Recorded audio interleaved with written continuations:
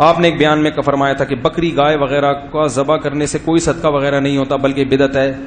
بھائی صدقہ گوشت کا ہوتا ہے, پیسوں کا ہوتا ہے. صدقہ نام ہے غریب کی حاجت پوری کرنا.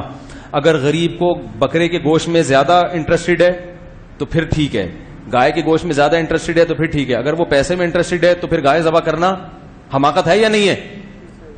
وہ راشن چاہتا ہے, آپ نے گائے کا گوشت بکرے کا گوشت لا کے رکھ دیا, وہ کہہ رہا ہے یار بکرا 25,000 میں آتا ہے, 25 میں میرے 2 مہینے کا راشن آ جاتا, میں بکرا کتنے دن کھاؤں گا؟ یہ مقصد ہے کہنے کا.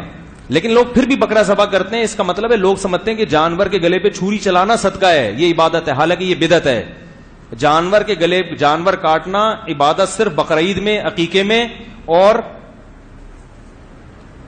حج کے موقع پر ہے, دم میں. اس کے علاوہ جانور کاٹنا عبادت نہیں ہے. تو اس لیے میں اس کو بدعت کہتا ہوں کہ لوگ اس کو ثواب سمجھ کے کرتے ہیں بکرے کاٹنے کو.